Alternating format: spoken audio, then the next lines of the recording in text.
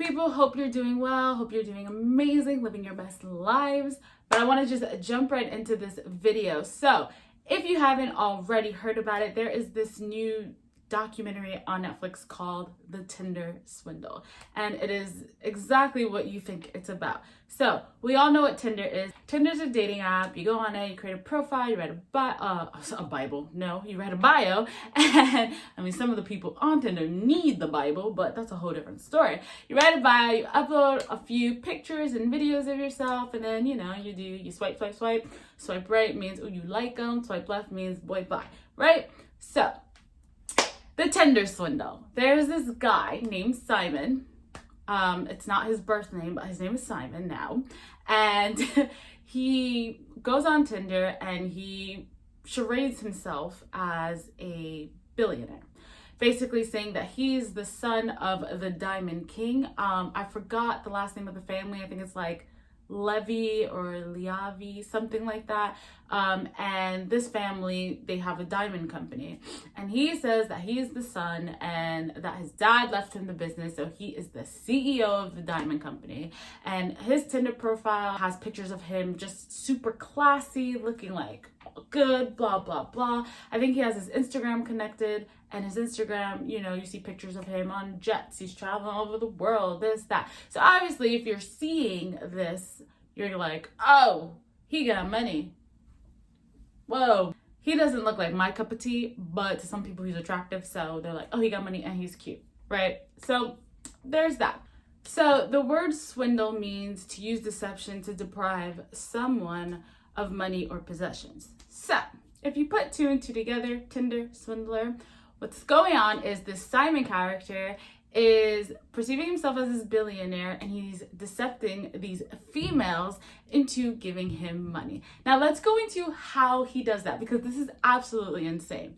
So it's just mind-blowing. I was watching this documentary like, what? But we're gonna get to my opinions afterwards. So basically what he does is, he finds these girls. He's probably swiping right on every girl.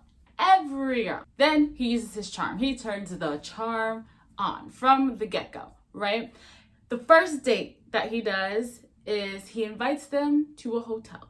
So it's not just any hotel, it's an elaborate hotel. I think with the girl Cecilia, it was the Four Seasons in London, I believe. And he invites her to London. I mean, not to London. She was already in London. But he invites her to the Four Seasons. She goes in. It's this grand hotel, blah, blah, blah. They're supposed to have coffee. So they're sitting in the cafe area of the restaurant having coffee, blah, blah, blah. He goes, from that first date, he's like, oh, I'm flying to, I forgot what country in Europe, flying to some country, maybe it was Bulgaria, maybe something like that, I don't know, and goes, do you want to come? And she's like, oh my God, yes, private jet, I'm going. So she goes home, packs a bag, he sends the car for her, she comes back, bam, she goes on the road. I mean, on the plane with him and his peoples. What?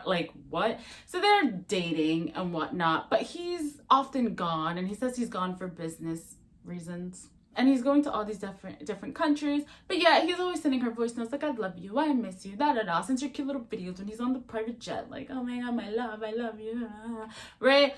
And he it's just funny to me. He goes, yeah, we need to settle down and start a family, this and that, and he asks her to move in with him. Now, I think this is crazy because this guy's just like never in one place. I don't know how you ask someone to move in with you when you are just not settled in one place to begin with. So Cecilia's looking for houses for them in London and this and that. She's apartment hunting or house hunting by herself. He's not even there with her, which is crazy, right? Now, after about a month, it was like a little over a month into their relationship, he says to her, oh, actually, before I even get to there, when he asked her to be his girlfriend, she's off about it or whatever, but he goes, oh, there's something I gotta tell you. Since, we're gonna be together, you gotta know everything. So basically he goes, well, this is a dangerous industry I'm in with diamonds, so we have enemies, my family has enemies, there's people that are always trying to be after me, blah, blah, blah, blah. So he plants that little seed in her head. Right now, let's fast forward. So about a little over a month after their relationship begins, he hits her with this, oh, my enemies are after me. Oh my God, they try to stab me. Look at Peter. Peter's his bodyguard. Look at Peter, he has blood. Like, you know, sending her these messages, and it's like really early in the morning, like 2 a.m. or whatever. And it's pictures of Peter with head's bleeding. They're in the ambulance, like whatever, right? And then he goes, oh, like, I can't use my credit cards because they're gonna track me. My enemies are after me. Da da da. He goes, I need your help. I need you to send me X amount of money, right? The poor girl don't got this money. So what does she do? She gets an Amex card. He suggests her to do this. I'm pretty sure. I think he does. And so she gets it and then gives him the card. It's in your name. There you go. Bam. It's in her name, but he has access to the card. Full access to the card. He's maxing this card out. I think within the first 2 days, I think he maxed the card out. He's calling her, hey, call the bank. So she's calling the bank, asking for an increase in her limit. But obviously, in order for them to increase it to a certain amount, you need to be making a certain amount because they need to be sure that you can pay this back, right? So that's when some fraud is committed, yeah. He decides he's going to employ her in his company and ask for her documentation, like her passport information. She sends a picture of it, sends it to him, whatever, and then he, you know, offers her the job. He employs her and creates fake pay stubs saying she's making $94,000 a month, right? She sends this to Amex. Bada boom, bada bang, she gets the increase. This guy is still maxing out her cards. Like, it is absolutely insane. And she's still calling the bank each time, you know, to like get it fixed. And in one clip, she's even like, she's texting him like, hey, I'm on the phone with them now. What hotel are you in? And what was the exact charge, like the last charge you made? Like, absolutely insane, right? So then she even takes it a step further and starts taking out loans, and she ends up taking about 9 loans from 9 different creditors, and her total amount ends up being like $250,000 that she gives this guy. Absolutely insane. So now let's move on to Priscilla. Her name is something like Priscilla. I'm so bad remembering names, and I literally just finished watching it, so we're just gonna say Priscilla, right? Priscilla and him go through the same thing, met on Tinder, blah blah blah. He invites you to this fancy hotel, blah blah blah, and then, you know, they realize romantically it's not gonna work. They don't feel that romantic spark, right? But decide, hey, we're gonna be friends. I guess with him, it don't matter if you're romantic with him or not. You're a woman in his life. Yeah, he's gonna use you.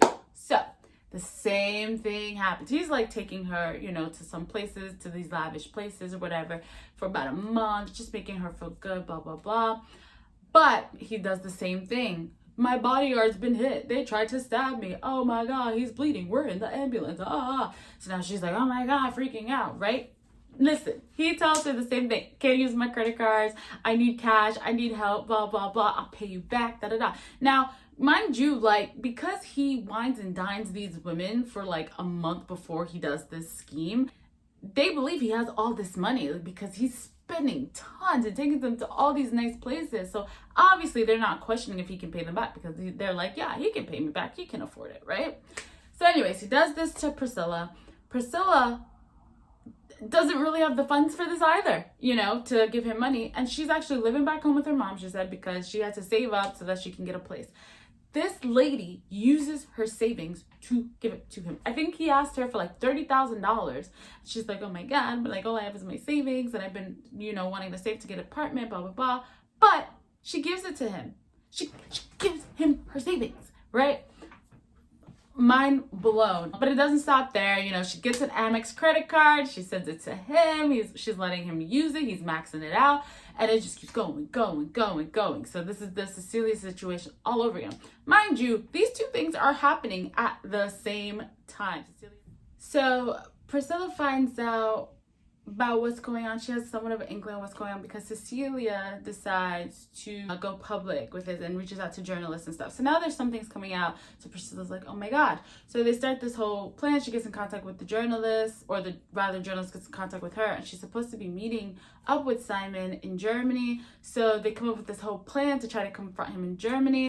But when Priscilla was out with him one night, him and his business partner, the journalists were up in a garage, like with their cameras, and Simon just so happened to look up and see the camera and was like, oh my God, oh my God. And so like they rushed in the car, and Priscilla's now freaking out, like, oh my God, I hope he doesn't know that I set him up. So she's like, I gotta put on the big act of my life so they don't think I'm a part of this. So she's like, oh my God, is this your enemies? Are your enemies after us? Am I in danger? Da, da, da, da. Like, it was like this whole thing.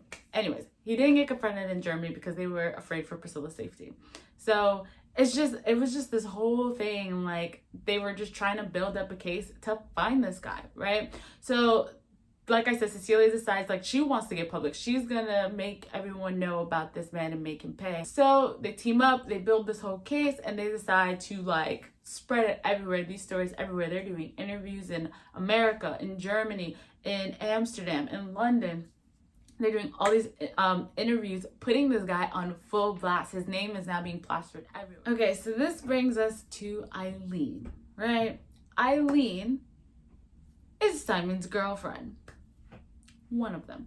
And she is on a plane on her way to meet Simon. And as she gets on the plane, she sees that this article like just pops up of Simon, and she clicks on it. And it's just so funny how it happened, because the plane's taken off, and like that's when she sees this. She has no contact with him for a few hours, and on this flight she's like, oh my gosh, what, the Tinder Swindler is Simon? That's my boy. Like, what? I met Simon on Tinder. So she reads the article, and then she cross-references what she's reading in the article to her own WhatsApp messages with Simon, and realizes they're one in the same. Like, it is absolutely insane. And she knows it's wrong. She knows that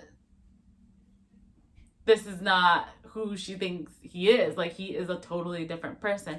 But to wrap up her story, she started dating him the same time he was dating Cecilia, the same time he was, you know, really good friends with Priscilla. Like, it's just absolutely insane. And what the girls realized is that all these trips he were taking was funded by the girl before. So Cecilia funded his travels to wherever Priscilla was from. Priscilla funded his travels to wherever Eileen is from. Like, what? Like, this guy was like crazy. And then along the way, you know, he's still, what is he doing? He's buying designer clothes. He's at clubs buying bottles on bottles on bottles on bottles. He's getting all these fancy cars. At the end, he was captured. He was caught. Eileen sent the police his information, his new identity, and what flight he was taking to wherever he was going. And so he was caught by Interpol. Now, here's where things get crazy, because you would think a man that's been doing this for years, who also has prior convictions in Israel in Finland, for doing this in Finland, you would think he has like this crazy sentence. Now, I forgot what the sentence was, but this guy only served 5 months in prison.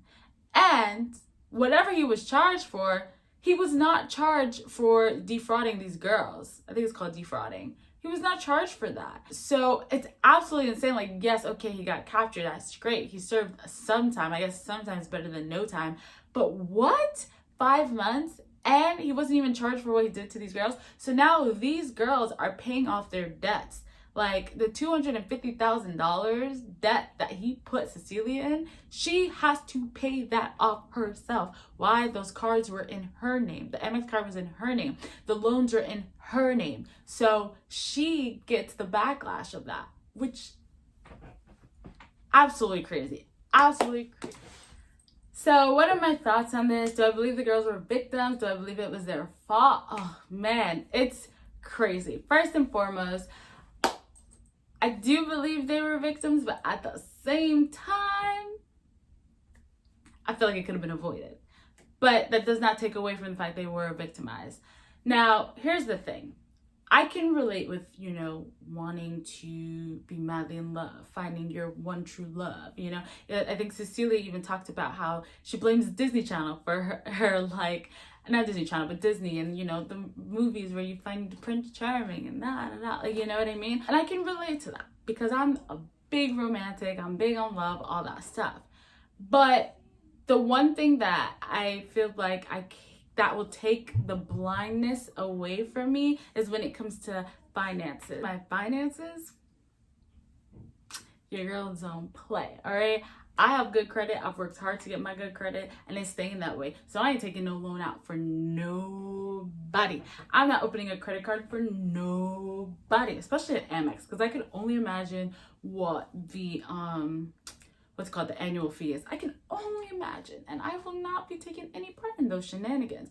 And the thing is, like, yeah, you're gonna want to help your loved one out. This guy made you fall in love with him. I get that, but this whole charade started only a little after a month. So in between the 1 month and 2 month mark is when he started this little scheme of being like, oh my God, I need money, I need help. So like maybe you've known him for 2 months then, and after 2 months, you're ready to take out 9 loans for this guy and take out a credit card and let him max it out multiple times and still help him. I mean, if you, let's say you did it the first time, like you took the credit card out and he maxed it out the first time, that would have been the last time. I'd have been like, there ain't no way I'm going to call and let you keep running up that credit card knowing it's in my name.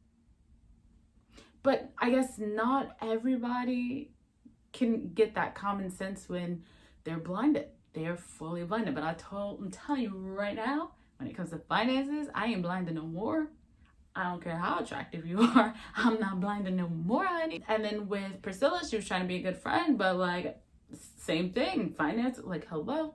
I mean, if we're making Beyonce type of money, that's a whole different story. But these girls are not making Beyonce type of money. Not even close to Beyonce type of money. Not even close to half of Beyonce type of money. So, wow, that is just wow. I think what he did was absolutely disgusting and atrocious. And that's why I do think they are victims of this. You know, Priscilla trying to be a good friend, Cecilia trying to be a good wife, good girlfriend. Same thing with Eileen, trying to be a good girlfriend. Eileen got revenge though. She took all his designer clothes and ended up selling them and keeping the money for herself after telling him she was going to give him the money. But yeah, it's disturbing. And it's also disturbing to know that this guy is living his best life in Israel right now. He's a free man. No worries over his arrest. He's apparently doing business classes, like online business classes. He's selling, I think it's like $311 to get his business advice. I don't know what business he's talking about because the guy had no business except for scheming females. And he's buying designer. He's got luxury cars. He's dating some Israeli model right now. What? I mean, something like that would make you think that karma is not real, because how? While these poor girls are like trying to pay off the debt he caused. That's a traumatic experience, honestly, but it's crazy. If you haven't seen the Tinder Swindler, you have to watch it. I probably just spoiled it for you. But I mean, you would know something happened by the title or the name. You should still watch it to get all the nitty gritty and all the details and how everything like flowed together. Like, my brain was like, dun, dun, dun, dun, dun, like connecting the dots. It was absolutely insane, but it was a great documentary. I like it. I like watching stuff like this. So with that being said, I'm going to go ahead and end this lovely video for you guys, this lovely review. Hope you guys enjoyed it. Comment down below. Let me know if you've watched the Tinder Swindler. Let me know if you've had similar experiences. I've actually had a little bit of a similar experience where I was almost swindled, but I told y'all when it comes to finances. But if you want that story time, I will be more than happy to share that with you guys. It's actually quite entertaining. But yeah, give this video a like. It would really mean a lot for me. Subscribe if you're not already. I just recently hit 1K, so I'm so happy about that. But I'll see you guys in the next video.